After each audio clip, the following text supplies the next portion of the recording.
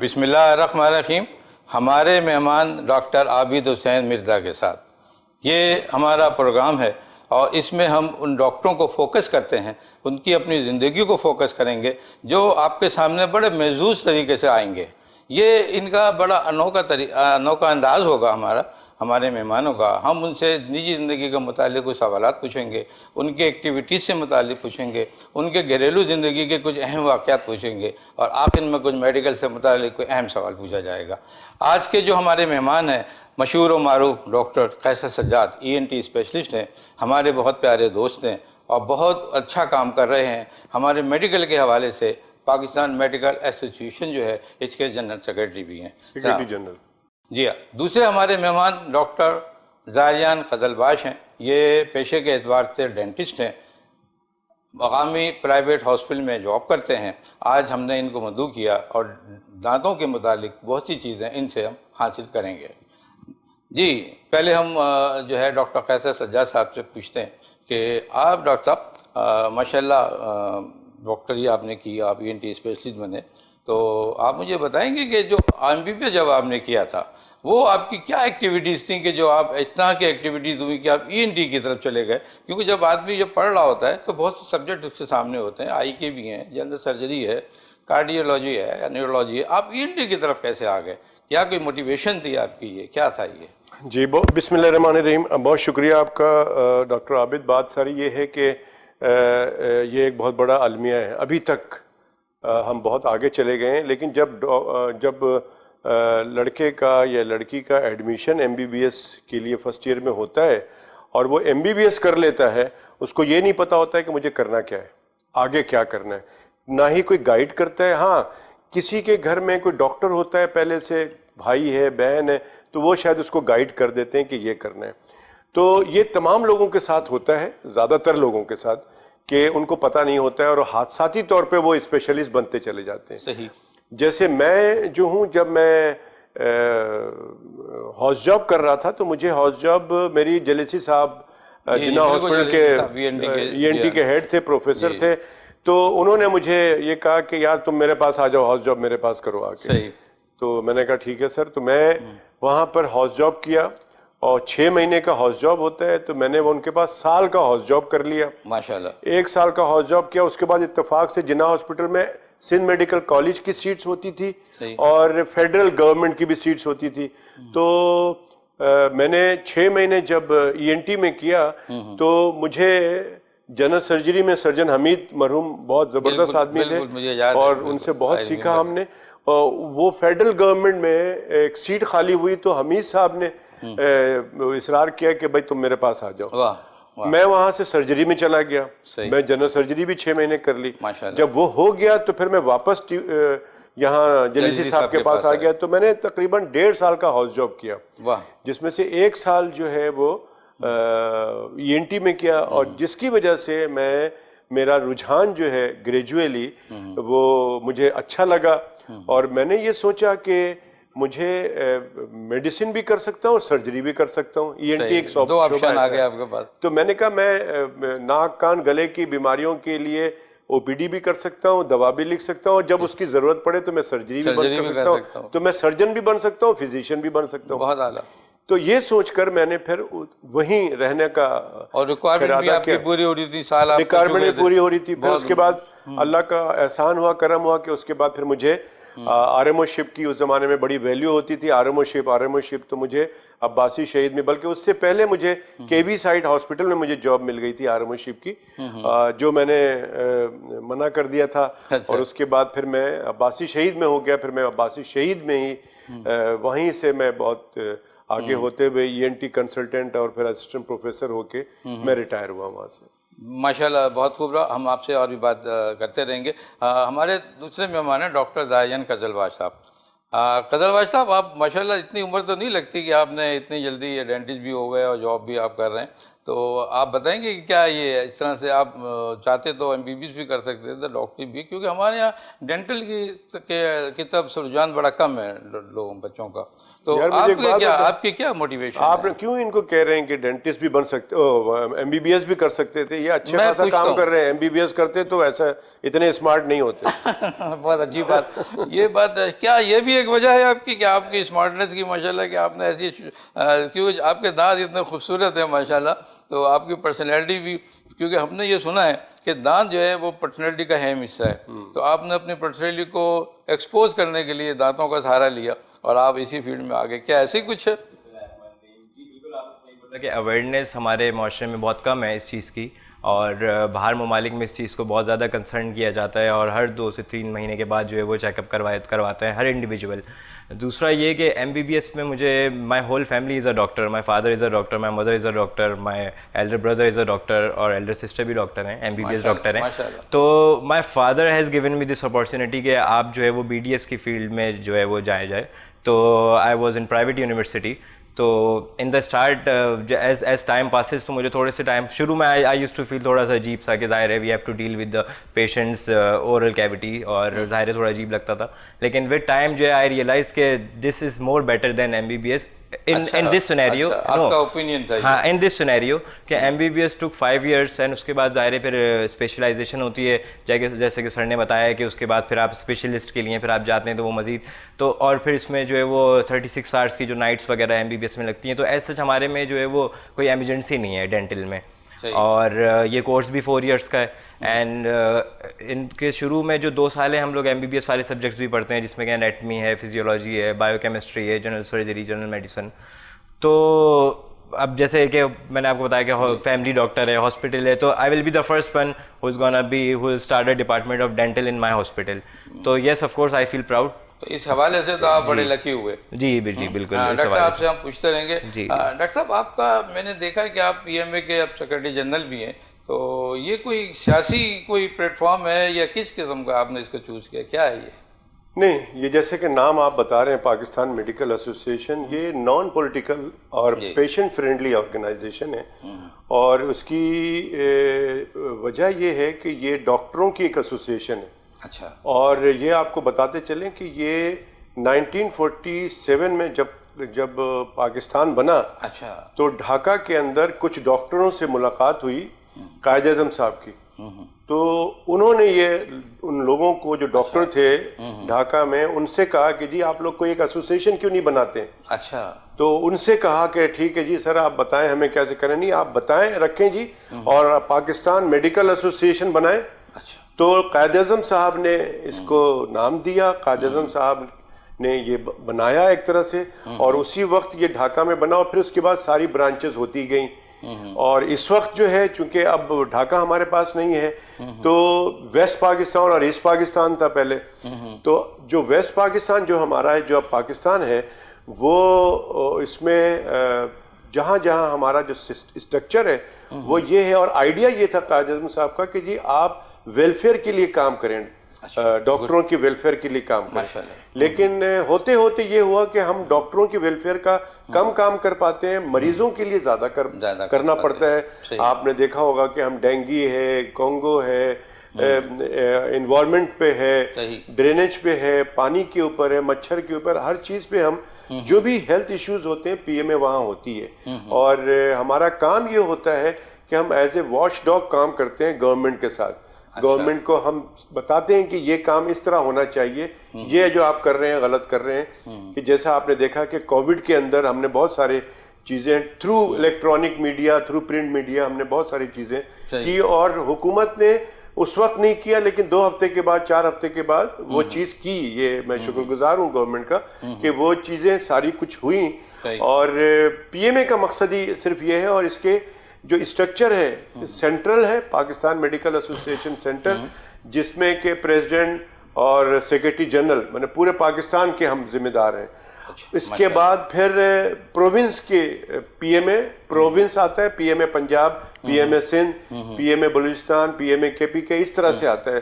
پھر اس کے بعد ڈسٹرکٹ وائز ہے, یعنی کہ PMA کراچی ہے, PMA لاہور ہے, PMA کوئٹہ ہے, PMA لورا لائی ہے, PMA سکھر ہے, PMA کوئی اس طرح سے جتنے بھی شہر ہیں ان سب کی برانچز بنی ہوئی ہیں. تو ان کے کیا ہوتے ہیں, کیا ایئرلی بیسس پہ ان کے کوئی اجلاس ہوتے ہیں؟ یہ تو ان کے انتخاب کیسے کیا ہر برانچز جو ہے وہ انڈیپینڈنٹ ہے اپنے حساب سے. موسٹلی جو ہے ہمارے 12 بائنیل جو ہماری ہیں 2 سال کے بعد ایک کانفرنسز ہوتی ہے جو سینٹرل کرتا ہے, 2 سال کے بعد اسی میں الیکشن ہو جاتا ہے.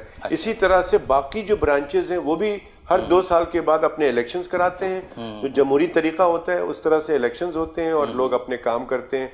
اور بہت سے لوگ یہ سمجھتے ہیں کہ یار یہ پی ایم اے ہے تو ہم بھی چلے جائیں اور ہم بھی صدر بن جائیں. صحیح. تو ہم ان کو یہی ایڈوائز دیتے ہیں کہ بھائی آپ پی ایم اے کے کوئی دوسرے سے بالکل مختلف ایک ادارہ ہے. صحیح. اس میں مطلب ہم یہ سمجھ لیں کہ ایسا کوئی سسٹم نہیں ہے. لوگ یہ سمجھتے ہیں کہ چلو یہ ہم نہ سرکار سے کوئی پیسے لیتے ہیں نہ ڈونیشن ملتی ہے. اچھا. جیسے اور اداروں میں سرکار بڑی مدد کرتی ہے, تو یہ کہاں سے آتا ہے؟ لیکن ہم اپنا خود جنریٹ کرتے ہیں. اچھا. اب جیسے ہمارا ایک جرنل نکلتا ہے Pakistan journal of Pakistan medical association. اچھا. اور یہ جرنل جو ہے یہ انڈیکس جرنل ہے. اچھا. یعنی کہ دنیا اس کو مانتی ہے. ماشاءاللہ. 3 جرنل ہے پاکستان کے جو انڈیکس جرنل ہے, جس میں کہ سی پی ایس پی ایک ہے, college of physician and surgeon Pakistan, اس کی ہے, ایک آرمی کی ہے. تو یہ جو ہے نا یہ ہمارے لیے بڑا اعزاز ہے. تو اس کے ایڈز آتے ہیں, وہ ہم اس میں جو آرٹیکل چھپتے ہیں انٹرنیشنلی, مطلب یہ آپ کی ارننگ یہ ہے. پھر ہم کانفرنسز کراتے ہیں, تو کانفرنسز سے ہماری ارننگ ہوتی ہے. تو اس طرح سے ہمیں بہت زیادہ ہمارے پاس وہ نہیں ہوتا, ہمارا خرچہ بھی بہت زیادہ ہو جاتا ہے تو, لیکن ہمارا کام ہو جاتا ہے, ہم اسی سے ہم کرتے ہیں. اگر ہمیں بہت زیادہ سپورٹ ملے تو ہم تو بہت زیادہ اور آگے بہت ساری چیزیں کر سکتے ہیں. لیکن ہم جیسے ہم ورلڈ میڈیکل ایسوسی ایشن ہے اس کے ممبر ہیں, تو اس کو ہم اٹینڈ کرنے کے لیے جاتے ہیں. بعض دفعہ ہمارے پاس پیسے نہیں ہوتے, ہم نہیں جا سکتے. صحیح.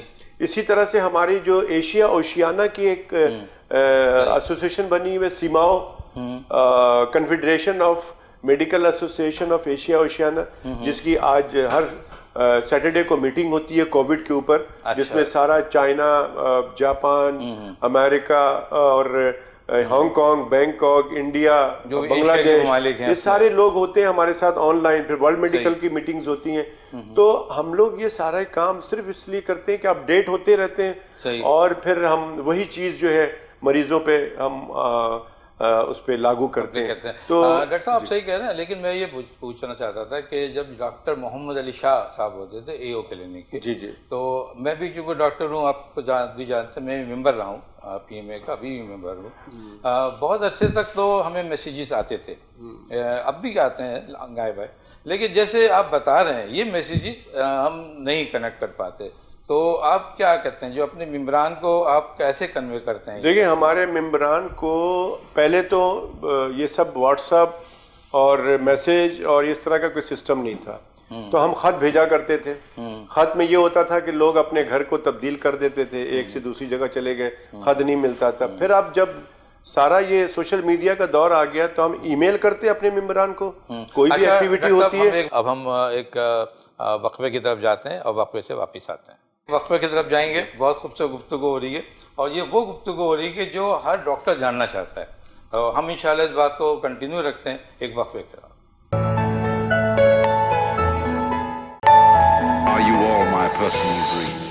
Welcome back. ہم اپنا سلسلہ وہیں سے شروع کرتے ہیں جہاں ہم نے وقفے سے پہلے چھوڑا تھا. جی ڈاکٹر صاحب. دیکھیں پاکستان میڈیکل ایسوسی ایشن کے جو ممبران ہیں وہ لائف ممبر بھی بن سکتے ہیں اور 1 سال کے لیے بھی بن سکتے ہیں. اور ایک دفعہ, اور ہمارے یہاں بہت نومینل چارجز ہوتے ہیں, ایک دفعہ آپ ممبر بن جاتے ہیں, لائف ٹائم میں اس میں کوئی پرابلم نہیں ہوتی ہے. پلس یہ کہ اس کے لیے کنڈیشن یہ ہوتا ہے کہ ہمارے یہاں ایک کمیٹی ہے جو کہ ممبرشپ کمیٹی ہے, وہ جانچ پڑتال کرتی ہے کہ آپ کو ممبر بنانا ہے کہ نہیں. صحیح. لیکن اس کی کرائٹیریا یہ ہے کہ آپ کا MBBS ہونا ضروری ہے. اچھا, اس میں کوئی ڈینٹسٹ یا سیکرٹری یا PhD نہیں آتے؟ نہیں, سیکرٹسٹ تو آتا ہے اگر وہ MBBS ہے تو. اچھا. لیکن ڈینٹسٹ نہیں آتا. ڈینٹسٹ نہیں آتا. ڈینٹسٹ کی اپنی ایک ایسوسی ایشن ہے, ڈینٹل ایسوسی ایشن ہے ان کی بنی ہوئی, وہ الگ ہے.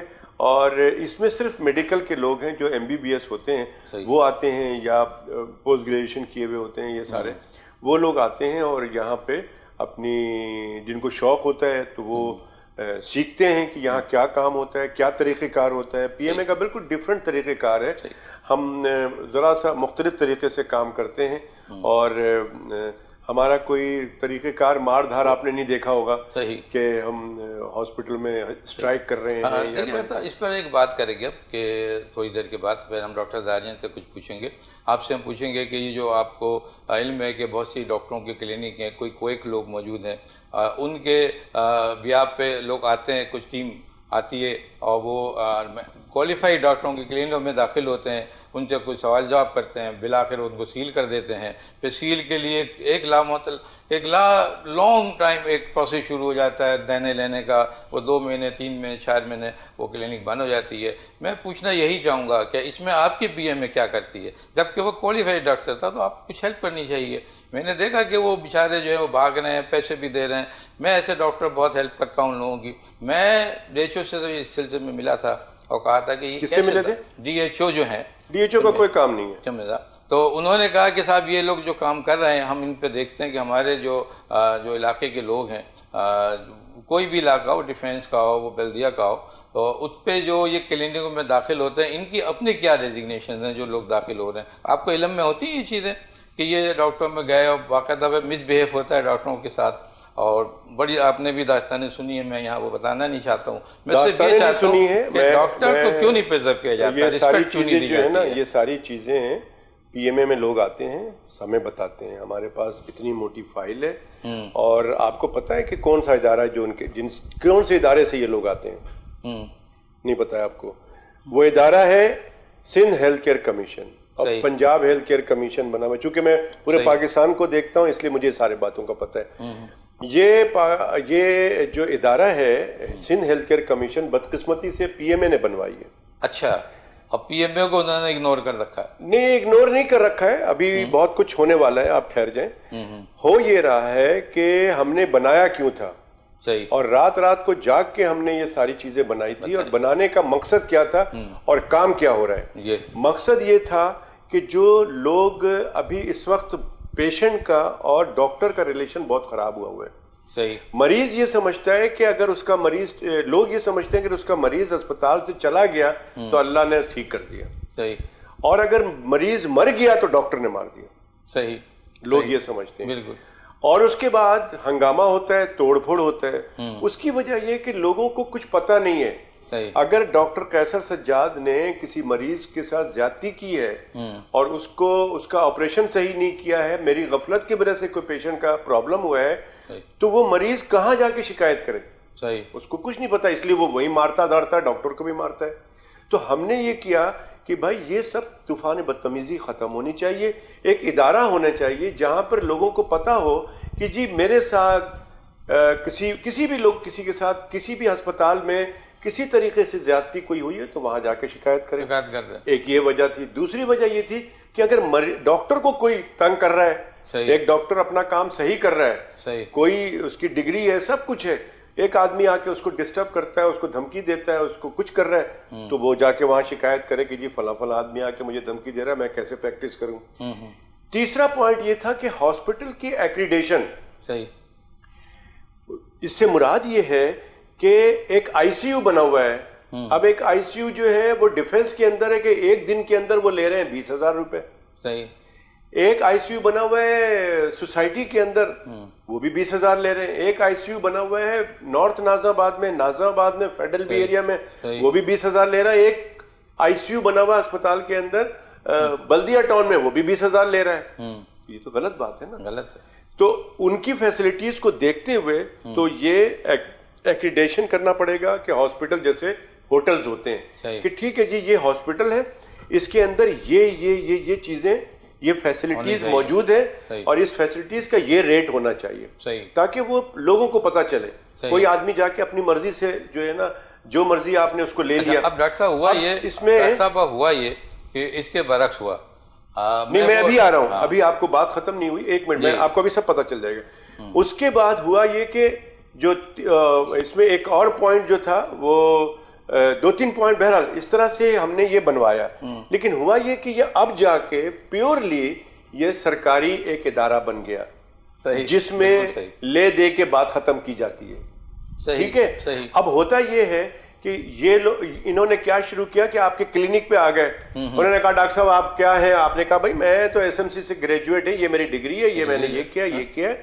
اچھا ڈاکٹر صاحب یہ وینٹیلیشن جو آپ نے کی ہے نا, یہ جو لگایا ہے یہ آپ نے غلط لگایا ہے, بالکل یہ تو آپ کو ادھر ہونا چاہیے تھا. صحیح کہہ رہے ہیں ڈاکٹر صاحب. وہ کہہ رہے ہیں بھائی اس میں کیا پرابلم, کہ نہیں ڈاکٹر صاحب یہ جو ہے نا آپ ایسا کریں کہ یہ میں آپ کو دے رہا ہوں, آپ ایف ٹی سی میں آ جائیں ہمارے یہاں. صحیح, ٹھیک ہے. اب وہ ڈاکٹر جو ہے اس کو جو ہے جا کے وہاں حاضری دے رہا ہے, وہاں گھنٹوں گھنٹوں بیٹھایا جاتا ہے, بہت عمدہ, صبح بلایا جاتا ہے اور شام کو اس کو مل کے اس نے کہا ڈاکٹر صاحب یہ تو ہے, یہ آپ کے اوپر 5,000 کی فائن ہے, آپ کرتے ہیں. اگر پھر دوبارہ اگر کوئی اور چیز بڑی نکال لیتے تو کہتے دکان کو سیل کر رہے ہیں, آپ کے تو کمپاؤنڈر آپ کے مریض کا علاج کر رہا تھا, یہ تو کوئکری چل رہی ہے, ہم سیل کر رہے ہیں. سیل کرنے کا آپ وہاں ایف ٹی سی آ جائیں ہمارے آفس میں, پھر وہاں جا کے 50,000 روپے لے کے ان کو ڈی سیل کیا گیا. تو یہ ایک بہت بڑا پرابلم چل رہا ہے, اور اس کے اندر صرف M B B S doctor کو نہیں. ہم نے جب ان سے بات کی کہ بھئی کیا تماشا ہے, تو انہوں نے کہا ڈاکٹر صاحب ہم پہلے رجسٹریشن کر رہے ہیں لوگوں کی, ڈاکٹروں کی, جو رجسٹرڈ نہیں ہوگا پھر کوئک کو ہم ہٹائیں گے. لیکن آج اس کو بنے ہوئے 10 سال ہونے والے ہیں, لیکن کویکس جو ہے وہ وہیں پہ کام کر رہا ہے. ڈاکٹر کے ساتھ سارے مسئلے مسائل ہیں, ڈاکٹر ہیلتھ کیئر کمیشن میں بھی رجسٹر ہو, ڈاکٹر انکم ٹیکس میں بھی رجسٹر ہو, ڈاکٹر جو ہے وہ پی ایم ڈی سی اب پی ایم سی بن گئی ہے, اب اس میں بھی رجسٹر ہو, اور اب آ گیا ہے کہ بایو میٹرک بھی کراؤ, اب وہ بایو میٹرک بھی کرائے گا. تو سارا کچھ ڈاکٹروں کے ساتھ ہے, باقی نہ کویکس کو کوئی پوچھنا کوئی بایو میٹرک ہونا ہے, نہ کویک کو کوئی رجسٹریشن کرنا ہے, نہ کوئی بایو میٹرک وکیلوں کا ہوتا ہے, نہ کوئی بایو میٹرک ٹیچروں کا ہوتا ہے. ہر چیز ڈاکٹروں کے ساتھ چل رہا ہے. اور ہونا یہ ہے کہ آگے چل کے یہ ڈاکٹر حضرات, اب یہ ڈینٹسٹ کیوں بنے, میں نے کیوں کہا, اس کی وجہ یہ ہے کہ دیکھیں ڈینٹسٹ کا مسئلہ, یہ بالکل صحیح کہہ رہے ہیں, تھوڑا سا میں ایگری کرتا ہوں, کچھ ڈس ایگری کرتا ہوں کہ آپ کا, میں اپنے جتنے بھی دوست ہیں وہ کہتے ہیں کہ ڈاکٹر صاحب میری بیٹی کا نا ایم بی بی ایس میں نہیں ہوا, بہت پریشان ہے, میری بیوی بھی بہت پریشان ہے, ڈاکٹر صاحب کہیں کروا دیں. میں نے کہا یار میں نہیں کرا سکتا, داخلہ نہیں کرا سکتا. نہیں ڈاکٹر صاحب ہوتے ہیں, حالانکہ بہت سارے طریقے ہیں کرانے کے, میں نے لیکن ان کا کہا نہیں کہا. میں نے کہا بھائی آپ ڈینٹسٹری کیوں نہیں کرا دیتے بیٹی کو, تو کہہ رہے نہیں ڈاکٹر صاحب بس اس کو شوق ہے اور میری بیوی بھی چاہتی ہے یہ. میں نے کہا بھائی میری بات سن لیں, آپ کہیں تو میں آپ کی بیٹی کو آپ کی بیوی کو سمجھا دیتا ہوں. ڈینٹسٹری کا فائدہ کیا ہے, اس کی کل کو شادی ہو جائے گی, سسرال والے اس سے روٹی پکوائیں گے, ختم کروا دیں گے پڑھ لکھ کے. ڈینٹسٹری ہو جائے گی, ڈینٹسٹری میں نہ کوئی رشتہ دار ناراض ہوتا ہے, نہ کوئی جاننے پہچان والا ناراض ہوتا ہے, کوئی ایمرجنسی نہیں ہوتی ہے. صبح گئے ڈانتوں نکالا نہیں نکالا, اسکیلنگ کر دیا, روٹ کینال کر دیے, سارا کام کر آئے, ختم ہو گئی بات. بہت زیادہ ہوا کہ ڈاکٹر صاحب رات کو کوئی ان کا رشتہ دار کوئی بھی, ڈاکٹر صاحب وہ تو بہت درد ہو رہا ہے, اچھا یہ دوا لکھ لو, یہ کوئی جا کے کلینک کھول کے دیکھنا نہیں ہے, نو ایمرجنسی. اس لیے میں کہتا ہوں ڈینٹسٹری جو ہے بہت ہے, لیکن میں آپ کو مشورہ یہ دوں گا کہ تم نے جو ہے نا پوسٹ گریجویشن کرنا ہے. بالکل, تو اس سے یہ ہوگا کہ آپ کی تعلیم میں اضافہ ہوتا رہے گا, پلس یہ ہے کہ آپ اچھی ٹریٹمنٹ کر سکیں گے جب آپ اچھا ٹرینڈ ہو جائیں گے نا. تو یہ ایک میرا مشورہ ہے. لیکن ڈینٹسٹری میں بھی بہت کوئکری ہے, ہر آدمی چائنیز ڈینٹل کلینک اور فلاں. تو پاکستان کے اندر جو ہے میں یہی کہتا ہوں کہ ہر شعبے میں ڈینٹسٹری ہے, ہر جگہ پہ, سیاست سے لے کے ڈاکٹری تک میں کوئکری چل رہی ہے. ڈاکٹر صاحب آج آپ نے بہت مفید ہم سے باتیں کی ہیں, اور میرا مقصد سب اس پروگرام کے وساطت سے یہ اویئرنیس لوگوں کو دینا تھا کہ وہ لوگ جو ہمارے ہی اولادوں میں شمار کیے جاتے ہیں, جن کے پیرنٹ ہم ہی تھے, پی ایم اے, ہم ڈاکٹر لوگ ہی تھے, اور وہ ہمارے ہی خلاف وہ ایکشن لیتے ہیں, ہمارے خلاف وہ باتیں کرتے ہیں. میں اس بات کو کنڈیم کرتا ہوں ان لوگوں کی, اور میں آپ سے پرزور اپیل کرتا ہوں کہ اس کو امیڈیٹ آپ اسٹیپ لیں. ہمارے بہت سے ڈاکٹروں کے ساتھ بہت غلط ہو رہا ہے, جو میں ایسے سطح پہ رہتے ہوئے اپنے رسل رسوخ استعمال کر کے میں ان کو سیو کرتا ہوں. جب میں سینئر لوگوں سے ملتا ہوں تو آپ جیسی بات کرتے ہیں کہ نہیں وہ ایسا نہیں ہوگا, ایسا نہیں ہوگا. ہم کب کہتے ہیں کہ ہمارے لوگوں کے پاس نہ ہو, مگر سوال آپ دیکھو کہ وہ ایک محنت, ایک اسٹرگل کرنے کے بعد وہ ڈاکٹر بنا ہے. آج اس نے کلینک کھولی ہے, اور وہ جو ہے بالکل رائٹ طریقے سے, کس طریقے سے وہ, میں کہتا ہوں کہ ڈاکٹروں کے پاس آپ جائیں, لیکن پہلے کوئک کا خاتمہ کریں ان کو, اس کے بعد آپ جو ہے سسٹم بنائیں کہ ٹھیک ہے بھائی کلینک کس طرح ہونا چاہیے, ایسے ہونا چاہیے, ایک نوٹس دے دیں, لیکن ایک نوٹس وہ دیتے ہیں, نوٹس وہ سب دیتے ہوتا ہے. لیکن میرا پوائنٹ یہی ہے کہ اس میں بہت امپورٹنٹ جو بات ہے وہ یہ ہے کہ ہمارے پاس جو ڈاکٹرز آتے ہیں شکایت بھی کرتے ہیں, سب کچھ کرتے ہیں, لیکن ہم یہ کہتے ہیں کہ جب ہم ان کو بلاتے ہیں انوائٹ کرتے ہیں کہ آپ آ جائیں, ہم نے ہیلتھ کیئر کمیشن والوں کو بلایا ہوا ہے, اس وقت وہ نہیں آتے. تو میری درخواست آپ کے اس پروگرام کے توسط سے تمام ڈاکٹروں کو ایک بات کہ جن کو کوئی شکایت ہے کہ ہیلتھ کیئر کمیشن والا ان کی کلینک آتا ہے, ان کو ہراس کرتا ہے, وہ پی ایم اے آئیں, آ کے وہ انہی کا ادارہ ہے. پاکستان میڈیکل ایسوسی ایشن کوئی بلڈنگ کا نام نہیں ہے, پاکستان ایسوسی ایشن میرا نام نہیں ہے, پاکستان میڈیکل ایسوسی ایشن تمام ڈاکٹروں کا ہے. بلکہ میں کہتا ہوں کہ جو ممبر نہیں بھی ہیں وہ بھی ہمارے پاس آئیں, ہمیں بتائیں, اور لیکن آپ کھڑے رہیں, آپ سامنے بتائیں کہ ہاں جی میرے ساتھ یہ ہو رہا ہے. تو لوگ ہمیں بتا کے چلے جاتے ہیں. بہت سے لوگ یہ کہتے ہیں نہیں ڈاکٹر صاحب وہ ایسا ہے کہ میرا نمبر ان کو مت دیجیے گا, ان کو یہ نہیں کیجیے گا, میرا نام ان کو مت دیجیے گا. تو بھائی تو پھر ہم آپ کے کس سے کہیں؟ وہ تو کہتے ہیں کہ نہیں جی ڈاکٹر صاحب ہمیں آپ کو تو کوئی شکایت نہیں کرتا. تو لہٰذا آپ کے توسط سے تمام وہ لوگوں سے کہتا ہوں, ڈاکٹروں سے, کہ آپ اگر جینوئن ہیں, آپ اگر ڈاکٹر ہیں, ایم بی بی ایس ہیں, آپ پی ایم اے آئیں, ہمیں ایک ریٹن میں درخواست لکھ کے دیں. اور ابھی میں سمجھتا ہوں کراچی کے اتنے ڈاکٹرز افیکٹڈ ہیں ہیلتھ کیئر کمیشن سے کہ میں سمجھتا ہوں کہ ایک دن اگر یہ سب جمع ہو جائیں, میں ان کا ایک سیمینار کروں گا, اس میں یہ سب بیٹھے ہوں گے, اور ہیلتھ کیئر کمیشن والوں کو میں بلا لوں گا, اور میں کہوں گا کہ جی جواب دیں ان کا, کس دن کیا کام ہوا تھا, آپ اس کا جواب دیں. بہت ہی مفید باتیں ہو رہی ہیں آپ کے ساتھ, اور یہ ایک اہم میسیج ہمارے اس پروگرام کے وسائل سے پہنچ رہی ہے. اور میں سمجھتا ہوں کہ جو لوگ ڈاکٹر حضرات اس بات کو سن رہے ہوں گے اور دیکھ رہے ہوں گے, یقینی طور پر وہ بہت سیٹسفائی ہوں گے. اور ڈینٹسٹ کو بھی کہوں گا, ڈینٹسٹ بھی وہ بھی آئے ہمارے پاس. ہم ڈاکٹر زاریان صاحب بڑی دیر سے ویٹ کر رہے ہیں. ڈاکٹر صاحب آپ یہ بتائیے کہ پرسنالٹی کی بات ہمیشہ ہی آتی ہے آپ کو دیکھتے ہوئے. ماشاء اللہ آپ نے جو پروفیشن چوز کیا ہے, اس میں کیا سمجھتے ہیں, کیا اسٹرگل کم تھی, کوئی محنت کم تھی, اس میں پرسنالٹی کو آپ ایکسپوجر اپنا زیادہ دے سکتے ہیں؟ آپ زیادہ کیا ٹائم زیادہ آپ اپنے پروفیشن کو دیتے ہیں یا اپنے پرسنالٹی کو دیتے ہیں؟ دیکھیں پرسنالٹی کو ساتھ میں لے کے چلنا it's a part of life, اور ظاہر ہے آپ کو معاشرے میں آج کل رہنا ہے تو آپ کو مینٹین کرنا ضروری ہوتا ہے. ایک چھوٹی سی میں بات کہوں گا جو پہلے ہو رہی تھی, کہ آج کل بہت سے لوگوں کے مس کانسیپٹ یہ بنا ہوا ہے کہ جو ڈینٹسٹری ہے وہ خود ایک اسپیشلائزیشن ہے. حالانکہ ایسا نہیں ہے. جب once you are done with BDS, مطلب کہ بیچلرس آف ڈینٹل سرجری, تو اس کے بعد آپ کے پاس بہت سارے آپشنز ہوتے ہیں. جیسے کہ اگر آپ کو سرجری میں جانا ہے تو وہ آرتھوڈونٹکس میں جانا ہے, ہڈیوں سے متعلق, اورل اینڈ میگزیلوفیشین سرجری میں آپ کو جانا ہے, پروسیسس میں جانا ہے, تو اس میں آپ کے پاس there are lot of options. تو اس کے بعد پھر جو ہے آپ اس میں فردر جا کے اسپیشلائزیشن کر سکتے ہیں. مطلب بظاہر تو ڈینٹسٹری کو دیکھنے والے یہ سمجھتے ہیں کہ صرف منہ کا اندر ایک چھوٹا سا سبجیکٹ ہے, لیکن ایسا نہیں ہے. اس کے اندر بھی ایک بہت ایک واسٹ اس کا جو ہے وہ ہے جو ہم لوگ کور کرتے ہیں اس چیز کو. اور جی ڈاکٹر صاحب آپ کیا سمجھتے ہیں کہ آپ کی پرسنالٹی کو دیکھتے ہوئے مجھے ایسا محسوس ہوتا ہے کہ آپ کی اسٹوڈنٹ لائف بڑی اچھی گزری ہے. ہاں کچھ بتائیں گے؟ ان دا اسٹارٹنگ ڈیز ظاہر ہے ہم تھوڑا یونیورسٹی جاتے تھے, ظاہر نئی شروع ہوئی تھی تو ہمیں بھی بڑا شوق تھا بن کے جانے کا. لیکن گریجولی جیسے کہ سیکنڈ ایئر شروع ہے اور تھرڈ ایئر شروع ہے تو وہ مور پریکٹیکل لائف اس میں شروع ہو جاتی ہے. تو اس میں جا کے تھوڑا احساس ہوا کہ یہ تو اب جو ہے کافی زیادہ ہمیں جو ہے وہ اسٹرگل کرنی پڑتی ہے, کیونکہ it is also a part of medicine بھی ہے نا اس میں. جیسے میں نے آپ کو بتایا کہ میڈیکل کے سبجیکٹس بھی ہیں, MBBS کے سبجیکٹس بھی ہیں. تو ظاہر ہے جب تک آپ ٹائم نہیں دیں گے, محنت نہیں کریں گے, تو آپ کور نہیں کر سکتے ہیں. تو آپ کو ظاہر ہے اس کو صحیح سے ٹائم اس میں دینا پڑتا ہے لازمی. آپ کیا سمجھتے ہیں اپنے جو نیو کمر ڈینٹسٹ آ رہے ہیں ان کو کوئی میسیج دینا چاہتے ہیں آپ؟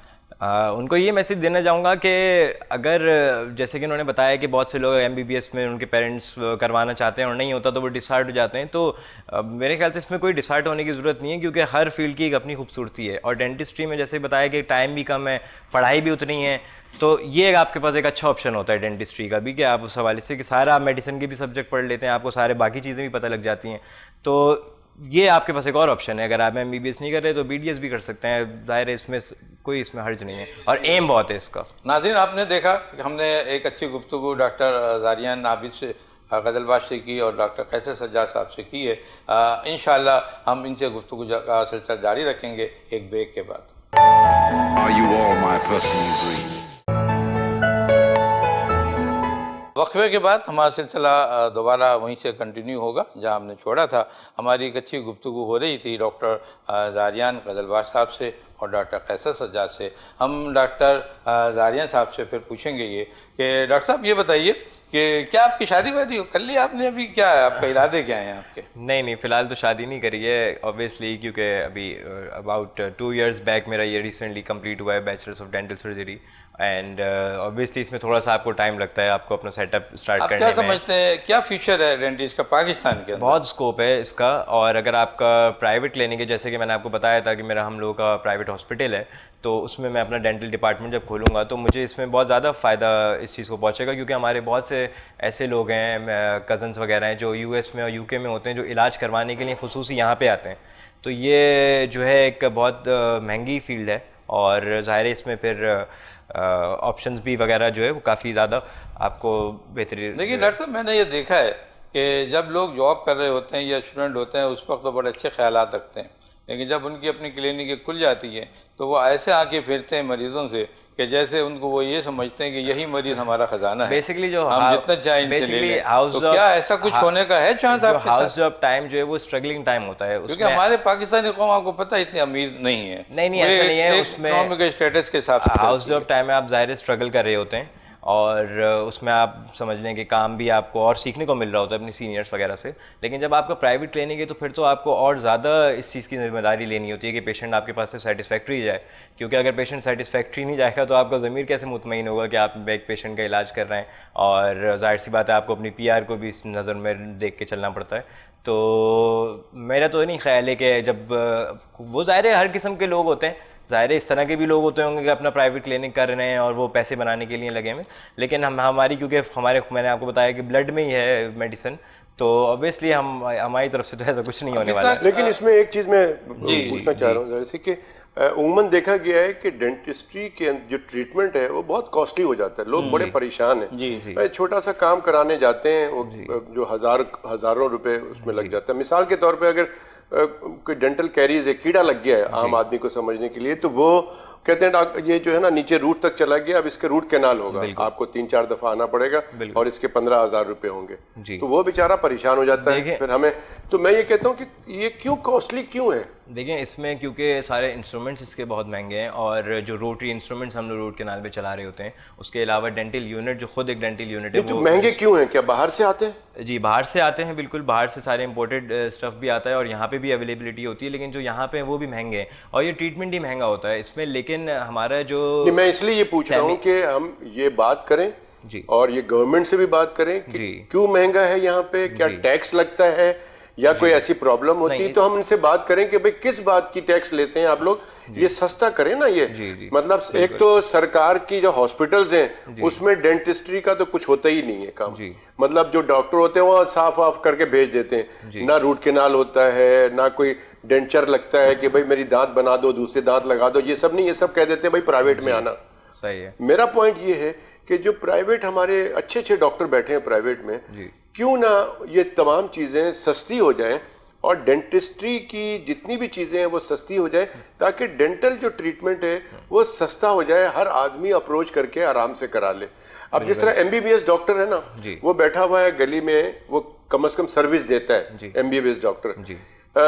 لیکن ڈینٹسٹری جتنے بھی ڈینٹسٹ بیٹھے ہوئے ہیں وہ ان کو اتنا مہنگی چیزیں پڑ جاتی ہیں، ان کی مشین یہ ساری چیزیں، تو وہ مریض سے جو ہے نا. اور اس کے ساتھ ساتھ جو میڈیسل MBBS کی جو فیس ہے، جن بھی یونیورسٹی سے آپ پتہ کریں گے تو BDS کی فیس بھی اتنی ہی ہوتی ہے تقریباً. دوسرا جب ہاؤس جاب کر رہے ہوتے ہیں تو اس وقت پے بہت زیادہ نہیں مل رہی ہوتی ہے، اوبیسلی پریکٹس کا ٹائم وہ چل رہا ہوتا ہے. MBBS same goes for MBBS as well. تو جب وہ پرائیویٹ کلینک جب اپنا کھولتے ہیں تو وہی آپ کی والی بات کہ وہ پرائیویٹ کلینک میں اپنے پیسے، تو ان کے دماغ میں کانسیپٹ ہوتا ہے کہ ہمارا اتنا زیادہ آؤٹ پٹ ہو چکا ہے تو اب تھوڑا ہم جس چیز کو ریکور کریں. لیکن اس کے بالکل گورنمنٹ سے اپیل کری جا سکتی ہے کہ اس چیز میں جو ہے وہ کنسیشن ہو یا تھوڑا اس میں ڈسکاؤنٹ وغیرہ ملے. نہیں، ڈسکاؤنٹ کی ضرورت ہی نہیں ہے، پیشنٹ ہے مریض کیوں ڈسکاؤنٹ مانگے.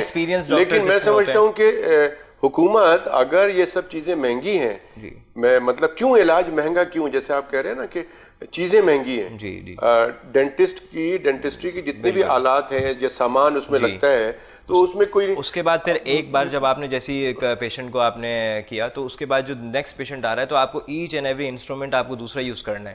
لائک ایسا نہیں ہے کہ بلڈ پریشر میں آپ ایم بی بی ایس میں ایک ہی وہ یوز کر رہے ہیں دوسرے میں, تو اس میں آپ کو اسی وقت اسٹیریلائز کرنا ہے, اسی وقت آپ کو ڈس انفیکٹ کرنا ہے. اور اگر یہ نہ ہو تو ظاہر سی بات ہے پھر آپ کو جو ہے وہ آپ کے اوپر پھر ڈاکٹر صاحب جو فرما رہے ہیں ان کا مطلب یہ ہے کہ دیکھیے میں ایک دانت نکلوانے کے لیے جاتا ہوں, ایک آدمی سے ایک عام جو ہے ڈینٹسٹ بیٹھا ہے وہ مجھے 500 روپے میں دانت نکال دیتا ہے. اب میں نے تھوڑا کوالیفائڈ BDS کے پاس چلا گیا, میں نے کہا یار مجھے دانت نکالا, اس نے 5000 لیے.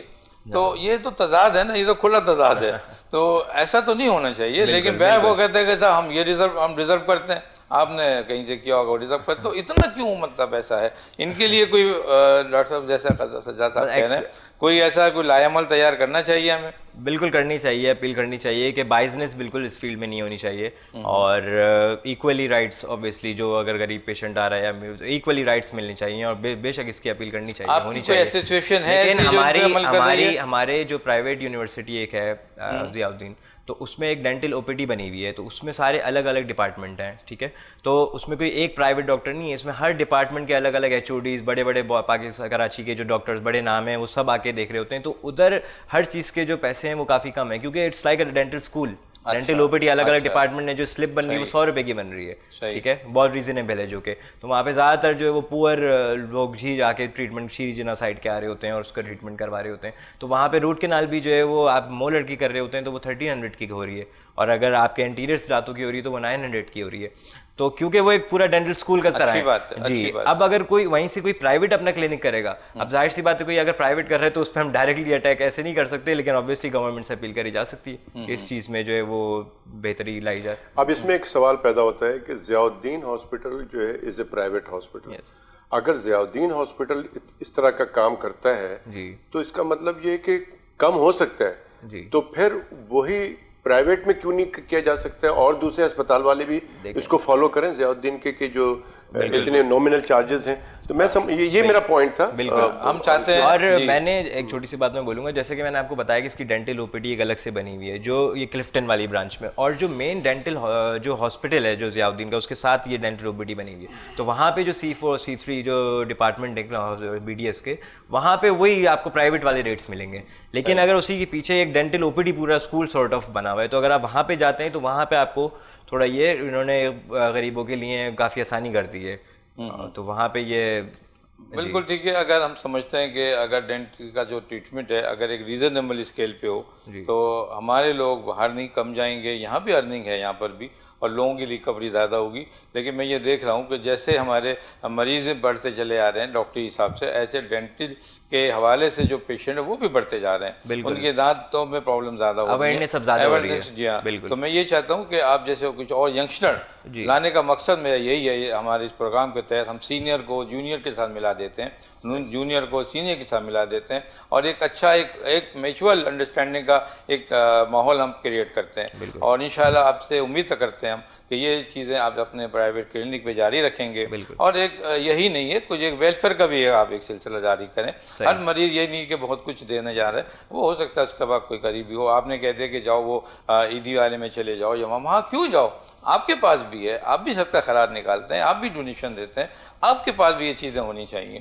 تو میں سمجھتا ہوں ہر کلینک پہ, ہر اسپتال میں اس قسم کی چیزیں بننی چاہیے, بجائے اس کے کہ وہ جائے ہم کہیں گے آپ گورنمنٹ ہاسپٹل میں چلے جاؤ. آپ اس ہاسپٹل میں کیوں جاؤ, آپ جوڑنے کے اس کا کچھ پارٹ آپ اپنی کلینک میں مختص کر دیں. آپ دیکھیے آپ کا کلینک بھی اچھا ہے, آپ کا خدا بھی راضی, پیشنٹ بھی راضی, آپ بالکل کیوں کہتے سزا صاحب, بالکل ایسا ہوگا. تو اب میں آپ کی طرف میں آ رہا ہوں واپس. ہم نے گفتگو کی تھی, ہم اس طرح سے ایک پروگرام اور کریں گے جو اس کے حوالے سے ہوگا. ابھی میں یہ چاہتا ہوں کہ ہمارے یہاں دیکھیے کورونا ویکسین آ گئی ہے, اور اس میں بڑے لوگوں کو ڈاؤٹس ہیں اس کے اندر کہ اگر ہم ایک ویکسین لگاتے ہیں تو اس کے ساتھ یہ سائڈ افیکٹس آ رہا ہے, یہ ایک ویکسین لگائی تو ہم باہر نہیں جا سکتے, یہ لگا لی ہم نے تو ہم حج پہ نہیں جا سکتے. اس قسم کی چیزیں گردش کر رہی ہیں. تو یہ آپ کیا سمجھتے ہیں, یہ کیا ویکسین کی کیا چیز ہے یہ اس طرح سے کہ جو لوگوں کو یہ پروپیگنڈا کر رہی ہے کہ فرض کر لو ایک ویکسین لگا دی وہ چائنا کی ہے تو مان لیں وہ یورپ میں نہیں جا سکتا. اس قسم کی باتیں میرے سننے میں آ رہی تھیں. نہیں, سننے میں نہیں, فیکٹ ہے, یہ فیکٹ ہے. اور اس وقت یہ مسئلے مسائل یہ ایکسپیکٹڈ تھے, یہ تو ہونا تھا. اچھا. اور لیکن یہ کچھ دن کی بات ہے, یہ نہیں چلے گا. کیونکہ دیکھیے جب پاکستان میں سائنو فارم آیا تھا ڈونیشن پہ تو لوگ بہت اعتراض کر رہے تھے کہ یہ تو چائنیز ویکسین ہے, ہم یہ نہیں لگائیں گے, ہم فلاں لگائیں گے, اور اس کی کوئی ایفیکیسی نہیں ہے, یہ کوئی اتنا افیکٹو ویکسین نہیں ہے. لیکن ویکسین ہم نے لوگوں کو پروموٹ کیا کہ یہ لگائیں, ویکسین لگائیں. نتیجہ یہ ہے اس وقت کہ سائنو فارم جو ہے سب سے بہتر ویکسین آگے جا رہا ہے. صحیح. اور جو سائنو ویک بھی لگ رہا ہے چائنیز کا, وہ بھی چائنیز کا ہے. اب سعودی عرب نے ایک لسٹ دے دی ہے جس میں 4 ویکسین ہے کہ جو ہم یہ ویکسین لگا کے آئے گا ہمارے ہاں وہ عمرہ کر سکتا ہے, حج کر سکتا ہے. اچھا. تو اس میں سائنو فارم نہیں ہے, سائنو ویک نہیں ہے, یعنی کہ پاکستان سے لوگ عمرہ نہیں کر سکتے اور حج نہیں کر سکتے. یہ دونوں سائنو فارم والے. پاکستان میڈیکل ایسوسی ایشن نے اس کے لیے حکومت پاکستان سے بات کی ہے. میں نے فیصل سلطان صاحب جو کہ مشیر ہیں وزیر اعظم صاحب کے, ان سے بات کی ہے اور دوسرے لوگوں سے بات کی ہے کہ وزیر اعظم صاحب ڈائریکٹ بات کریں سعودی عرب سے, کیونکہ یہ ویکسین جو ہے یہ WHO نے ریکگنائز کی ہے. تو جو ویکسین ریکگنائز کی اس کو دوسرا ملک کیسے کر سکتا ہے؟ سملرلی میں نے WHO کے جو ڈائریکٹر جنرل ہیں ان کو ایک خط لکھا ہے, ڈاکٹر ٹیڈروس ہے ان کا نام, ان کو خط لکھا ہے کہ جی آپ دنیا کے اندر ہیلتھ کے ایشوز کو دیکھتے ہیں اور آپ گائیڈنس آپ کی ہوتی ہے, وہی مانی جاتی ہے, وہی سب کچھ کیا جاتا ہے. ویکسین جتنے بھی بنے ہیں, جتنی بھی کمپنیوں نے بنایا ہے, جو ہے آپ نے جس کو ایکسپٹ کیا ہے, جس کو آپ نے ریکگنائز کیا ہے, اس کو دوسرا جو ہے وہ کیسے منع کر سکتا ہے؟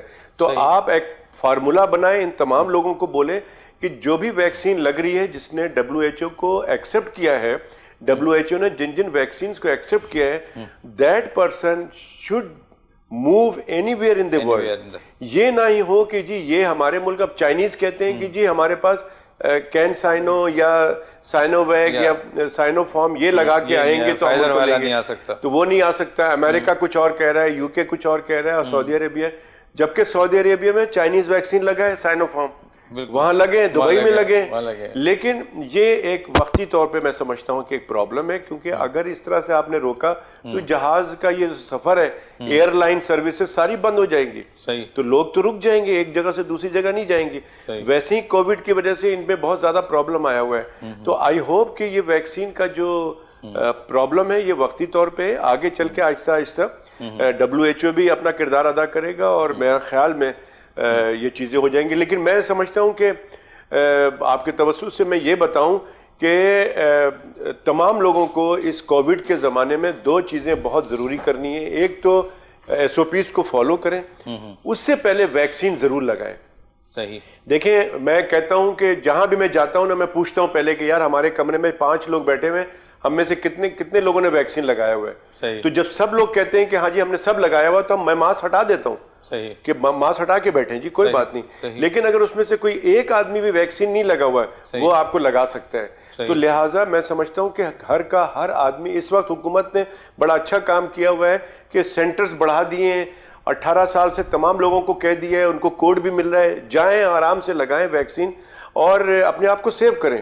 تو ویکسین ضرور لگائیں, اور ویکسین لگانے کے بعد بھی احتیاط کریں, تاکہ یہ نہیں ہوتا. کچھ لوگ سوال کرتے ہیں ڈاکٹر صاحب ویکسین لگانے کے بعد بھی کورونا ہو رہا ہے, تو کورونا تو ہوگا, کیونکہ 100% تو ویکسین کی ایفیکیسی کوئی بھی کمپنی نہیں بولتی. بالکل. تو لیکن جس کو ویکسین لگا ہوا ہے اور اس کو کورونا ہو جاتا ہے تو وہ شدت نہیں ہوگی کہ آپ وینٹیلیٹر پہ جا رہے ہیں, خدا نخواستہ اور مسئلہ بن رہا ہے. تھوڑا بہت ضرور آپ کو پرابلم ہوگی, لیکن ویکسین لگائیں گے تو آپ سیف رہیں گے, ویکسین نہیں لگائیں گے تو آپ کو پرابلم ہوگی. یہ ویکسین کتنے عرصے کے لیے کافی ہے؟ ابھی اس میں ریسرچ چل رہی ہے, اور شاید یہ کچھ ویکسین کا جو ہے وہ بوسٹر ڈوز لگے گا 6 مہینے بعد, 1 سال بعد, کچھ کا ہے کہ ہر سال لگانا پڑے گا. تو یہ still it's in a process, اور یہ پتہ چلے گا کہ ہمیں اب کس طرح سے کرنا ہے. لیکن فی الحال جو ویکسین ابھی ہے, اگر یہ ہمارے پاکستان کی اگر بات کریں تو کم از کم ڈیلی 5 لاکھ افراد کو اگر ویکسین لگ جاتی ہے تو تقریباً 1 سال کے اندر ہم کافی ہرڈ امیونٹی ہو جائے گی. پھر میں اسی لیے میں بار بار کہہ رہا ہوں کہ یہ ویکسینیٹ ہو جائے, تاکہ آپ بازار کھول دیں, اسکول کھول دیں, شادی ہال کھول دیں, ساری ایکٹیویٹیز آپ اپنی کر سکتے ہیں. جب ویکسینیٹ ہو جائے میجورٹی لوگ تو آپ کے لیے بہت آسانی ہے, آپ کی معیشت بھی خراب نہیں ہوگی, آپ کا کاروبار بھی چلتا رہے گا, آپ کو روٹین بھی سب چیزیں چلتی رہیں thank you very much doctor صاحب, بہت اچھی گفتگو ہو رہی ہے اور بالکل بھی وقت کا بالکل معلوم نہیں ہو رہا کتنے چیزیں گزر رہا ہے. ہم نے بہت سے اہم چیزیں آپ سے پوچھی اور بہت سے سوالات ابھی باقی ہیں. ہم انشاءاللہ کوشش کریں گے کہ آئندہ بھی آپ ہمارے ساتھ کسی پروگرام میں آئیے اور ابھی بہت سی چیزیں ہم کلیئر کریں گے. ڈاکٹر صاحب, ڈاکٹر قزل باش صاحب, آپ نے بہت اچھی باتیں کی ہم سے اور بہت سے حقیقتوں سے پردہ اٹھایا, اور مجھے امید ہے کہ ابھی آپ کی پوری لائف سامنے ہے اور انشاءاللہ آپ ان باتوں پہ عمل کریں گے اور ہر وہ چیز اپنے مریضوں کو پرووائڈ کریں گے اچھے دام پہ, اچھے ریٹ پہ اور اچھی سروسز کے ساتھ. اس کے ساتھ میں اب اجازت چاہتا ہوں. شکریہ.